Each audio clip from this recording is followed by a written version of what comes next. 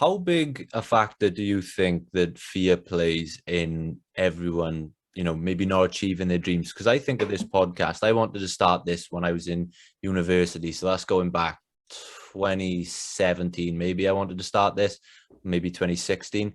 And I recorded a little episode in my dorm room in university and I put it out there. I woke up the next morning, somehow my flatmates, they found it. I was the butt of all the jokes. Everyone was sort of, teasing me, trolling me. I ended up deleting everything. I buried it. I hid away. I tried to disguise it the best I could. And I didn't think of starting a podcast for, at least another 2 years. And now I think if I just had the sort of courage at the time, I could be maybe 2 years ahead of where I am now. How big a factor do you think that plays in everyone's lives? It's huge. I mean, the courage to start something new almost invariably means being bad at something, being different than other people, being laughed at, being seen as strange.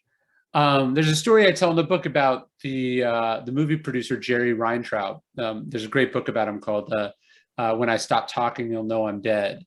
And he tells this story. He went to acting school with James Caan, one of the great actors of all time, The Godfather, a million other movies. They were in acting school, and as part of their acting school, they were supposed to take a dance class. And so they, with actually the great dancer Martha Graham.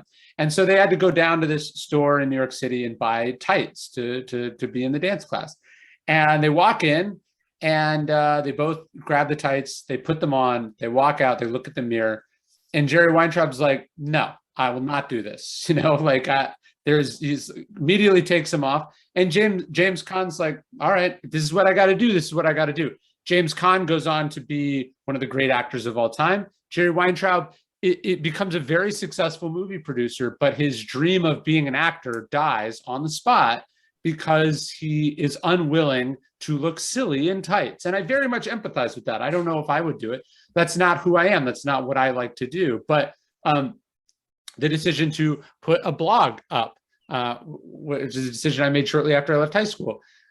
I had to write every day for free on a website for like 7 years before I made $1 from writing.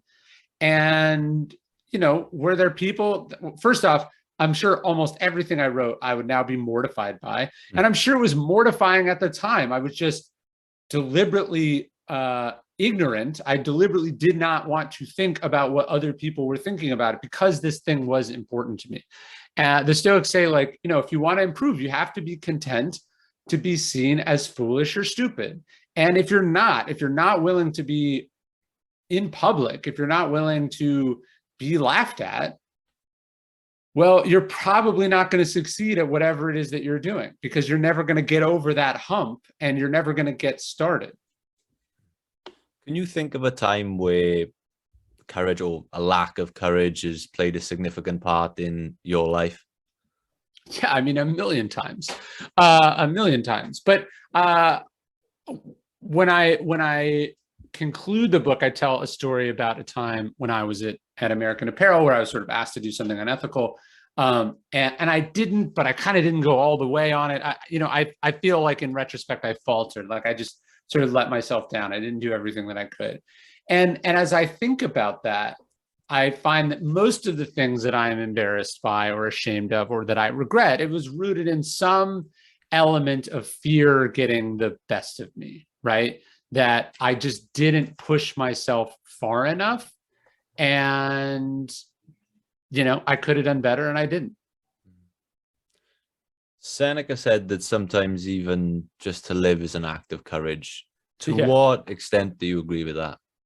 I mean, I totally agree. It'd be easy to despair. It's easier to say everything's hopeless and shitty and it won't be improved. To have hope, to keep going, is an act of courage. And I think I talk about this in the book that I'm writing now, but when people are sort of at those rock bottom moments, when life has completely kicked their ass and they keep going, they dust themselves back off and they try again. To me, that's like the most courageous, impressive thing that there is.